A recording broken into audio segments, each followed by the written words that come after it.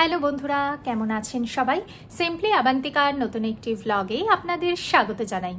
স্বপ্নের দেশ আমেরিকা। অনেক মানুষের স্বপ্ন থাকে উচ্চশিক্ষার জন্য আমেরিকায় পাড়ি জমানোর। উচ্চশিক্ষার জন্য আমেরিকায় যাওয়ার জন্য আসছে F1 ভিসা বা স্টুডেন্ট ভিসা।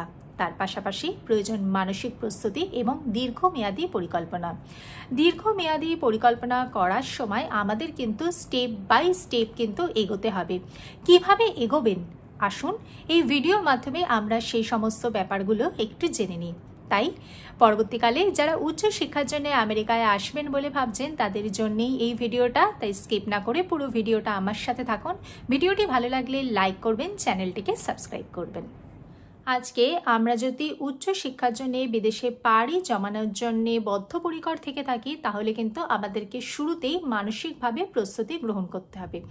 আজকে আমরা কেন উচ্চশিক্ষা গ্রহণ করতে চাইছি? আমাদের আশপাশে এমন অনেক মানুষ রয়েছেন যারা বিটেক বা বিফার্ম করার পরেও যারা নিজ নিজ ক্ষেত্রে সুপ্রতিষ্ঠিত।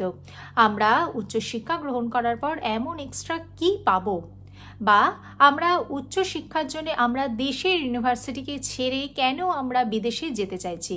দেশে থেকে ইউনিভার্সিটির অভাব, নাকি দেশেতে আমাদের শিক্ষার মান উন্নত নয়? আমাদের সেই সমস্ত দিক থেকে কিন্তু মানসিকভাবে প্রস্তুতি নিতে হবে। বিদেশ থেকে পড়াশুনো করার পর আমাদের ভবিষ্যৎ জীবন কতটা উজ্জ্বল, সেখানে প্লেসমেন্টের সুযোগ কীরকম, সেখানে রিসার্চের স্কোপ কীরকম, এরকম সমস্ত ধরনের প্রশ্ন কিন্তু আমাদেরকে মানসিকভাবে তার জন্য প্রস্তুত থাকতে হবে। আমাদেরকে কিন্তু প্রথমেই মানসিকভাবে প্রস্তুতি নিতে হবে যে আমরা বিদেশে যাওয়ার জন্য বদ্ধপরিকর। বিদেশে যাওয়া দীর্ঘকালীন প্রস্তুতির মধ্যে একদম শুরুর দিকেই আসে পাসপোর্ট। বিদেশে যেতে গেলে আমাদের পাসপোর্ট লাগবেই, তাই আমরা শুরুতেই পাসপোর্টের অ্যাপ্লিকেশন করে দেব যদি আমাদের পাসপোর্ট না থেকে থাকে। কারণ অনেক সময়তেই হয়তো অনেক টেকনিক্যাল রিজনে আমাদের পাসপোর্ট আসতে দেরি হয়ে থাকে। আর যদি আমাদের পাসপোর্ট অলরেডি থেকে থাকে, দেখে নেব সেই পাসপোর্টের মেয়াদ কতদিন রয়েছে এবং সেই পাসপোর্টের যা স্পেলিং রয়েছে, ধরুন নাম, ফাদার্স নেম, অ্যাড্রেস, তার সাথে আমাদের সমস্ত ডকুমেন্টসের যেন মিল থেকে থাকে, কোনো এরার যেন না থেকে থাকে, সেই ব্যাপারগুলো কিন্তু আমরা একটু দেখে নেব। এরপর আসছি আমরা কোন সাবজেক্ট নিয়ে পড়াশোনা করব, সেই সাবজেক্টের ভবিষ্যৎ কিরকম, সেখান থেকে রিসার্চের স্কোপ কিরকম, প্লেসমেন্টের সুযোগ কিরকম, সেই সম্পর্কে ডিটেলে ধারণা নিয়ে নেওয়ার। এরপরে আসছে কান্ট্রি সিলেকশন। সেই সাবজেক্ট নিয়ে কোন কান্ট্রি থেকে পড়াশোনা করলে আমাদের ভবিষ্যৎ উজ্জ্বল থাকবে, সেই কান্ট্রিতে এই সাবজেক্টটা কতটা বেশি গ্রহণযোগ্যতা রয়েছে, বা সেই সাবজেক্ট নিয়ে প্লেসমেন্টের সুযোগ কিরকম, রিসার্চের স্কোপ কীরকম, সমস্ত কিছু কিন্তু আমাদেরকে ডিটেল নলেজ রাখতে হবে। কোনো কান্ট্রি সিলেক্ট করার পর কান্ট্রির মধ্যে কোন ইউনিভার্সিটি থেকে পড়াশোনা করলে আমাদের ভবিষ্যৎ উজ্জ্বল থাকবে, বা সেই ইউনিভার্সিটির মান কীরকম, সেখানে রিসার্চের স্কোপ কীরকম, সেখানকার ফ্যাকাল্টি কিরকম, বা সেই ইউনিভার্সিটিটা যে স্টেটে অবস্থিত সেই স্টেটের কস্ট অফ লিভিং, সেখানকার ক্রাইম রেট, সমস্ত কিছু ইনফরমেশন কিন্তু আমাকে রাখতে হবে। কারণ আমি আজকে বিদেশের কোনো ইউনিভার্সিটিতে পড়াশোনা করতে যাচ্ছি যখন, আমাকে কিন্তু সমস্ত ইনফরমেশন কিন্তু আমাকে রাখতে হবে। নেক্সট, আমার যদি ইউনিভার্সিটি সিলেকশন হয়ে গিয়ে থাকে তাহলে আমি কোথায় থাকবো, সেখানকার হোস্টেলের কন্ডিশন বা সেখানকার সোশ্যাল মিডিয়া অ্যাকাউন্ট আমরা চেক করে নিতে পারি। সেখানকার কোনো স্টুডেন্টের সাথে যদি আমাদের কোনো নেটওয়ার্কিংয়ের সুবিধা পেয়ে যাই তাহলে তো অনেকটাই বেটার হয়ে থাকে। সেখানকার ফেসবুক পেজ বা সেখানকার যদি কোনো ইউটিউব চ্যানেল থেকে থাকে সেই সম্পর্কে কিন্তু আমরা অনেকটা ধারণা পেয়ে যাব। এছাড়া সেই ইউনিভার্সিটির ওয়েবসাইট তো অবশ্যই বড় একটা ভরসার জায়গা।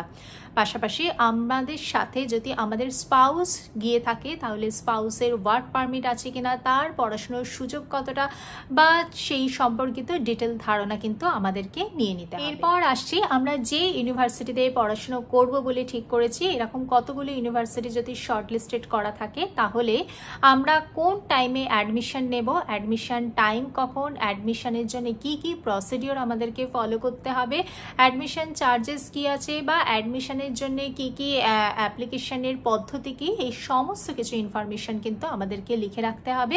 তার জন্য সর্বপ্রথমেই আমরা একটা নোটবুক রাখতে পারি, বা আমরা আমাদের পিসিতে যদি কাজ করে থাকি তার জন্য কিন্তু একটা আলাদা ফোল্ডার করে রাখবো। সেখানে কিন্তু আমরা এক একটা ইউনিভার্সিটি ওয়াইজ কিন্তু সমস্ত ইনফরমেশন আলাদা আলাদা করে নোট করে রাখবো। আমরা চেষ্টা করব মাল্টিপল ইউনিভার্সিটিতে মাল্টিপল অ্যাপ্লিকেশন করতে, তাহলে কিন্তু পরবর্তী ক্ষেত্রে আমাদের সুবিধা হয়ে থাকবে। কারণ আন্তর্জাতিক মানের ইউনিভার্সিটিতে অ্যাপ্লিকেশন করলেই যে আমার অ্যাপ্লিকেশন অ্যাপ্রুভ হবে তার কোনো গ্যারান্টি থাকে না। তাই আমরা চেষ্টা করব মাল্টিপল ইউনিভার্সিটিতে মাল্টিপল অ্যাপ্লিকেশন করে রাখার। এরপর আমাদের কিন্তু এন্ট্রান্স এক্সাম সম্পর্কে কিন্তু ডিটেল নলেজ রাখতে হবে। সেখানে তো IELTS এর কিরাম স্কোর থাকতে হবে বা GRE বা TOEFL এর কিরাম স্কোর লাগবে, সে সম্পর্কে কিন্তু আমাদেরকে ডিটেল নলেজ রাখতে হবে। দরকার পড়লে তার জন্য প্রিপারেশনও বেশ কিছুদিন আগে থেকেই আমাদেরকে শুরু করে দিতে হবে। কারণ আমাদের এই এন্ট্রান্স এক্সামে IELTS এ যত বেশি মানের স্কোর রাখতে পারবো আমাদেরই কিন্তু ভালো হবে অ্যাডমিশন নেওয়ার পক্ষে। এরপর আমাদের যে সমস্ত ডকুমেন্টস লাগবে, যেরকম সার্টিফিকেট, মার্কশিট, সেইগুলোর স্পেলিং চেক করে রাখবো যেন কোনো সার্টিফিকেট মিসিং না থেকে থাকে। পাশাপাশি চেষ্টা করব ট্রান্সক্রিপ্ট করিয়ে রাখার। আর বিদেশি ইউনিভার্সিটিগুলো অ্যাডমিশন নেওয়ার জন্য আমাদেরকে এক্সট্রা কারিকুলার অ্যাক্টিভিটিসের উপরেও কিন্তু জোর দিতে হবে। যদি আজকে আমরা কোনো স্পোর্টস ফিল্ডের সাথে যুক্ত থাকি তাহলে তার যদি কোনো সার্টিফিকেট থাকে সেই সার্টিফিকেটগুলো অবশ্যই কালেক্ট করে রাখবো। বা যদি কোনো কালচারাল অ্যাক্টিভিটিসের সাথে যুক্ত থাকি তাহলে তারও যদি কোনো সার্টিফিকেট থেকে থাকে তাহলে কিন্তু সেইগুলো আমাদের অ্যাডমিশনের ক্ষেত্রে অনেকটা সহায়তা দেবে। এরপর আসছি আমাদের এই কোর্সটা কে স্পন্সর করবেন, তার সোর্স অফ ইনকাম কত, তার ফিনান্সিয়াল স্টেটমেন্ট বা আমরা যদি কোনো স্কলারশিপ পেয়ে থাকি কতটা সেই স্কলারশিপের মধ্যে কভার করবে, এই সমস্ত কিছু কিন্তু ইনফরমেশন আমাদেরকে রাখতে হবে। আর আমাদের যিনি স্পন্সর করবেন তার ফিনান্সিয়াল স্টেটমেন্ট, তার ব্যাংক স্টেটমেন্টগুলো কিন্তু অবশ্যই আমরা যখন ইন্টারভিউ দিতে যাব তখন কিন্তু সাথে ক্যারি করব। 2025 সাল থেকে কিন্তু স্টুডেন্ট ভিসার ক্ষেত্রে ফিনান্সিয়াল ডকুমেন্টসের উপরেতে বিশেষ গুরুত্ব আরোপ করা হবে বলে মনে করা হচ্ছে।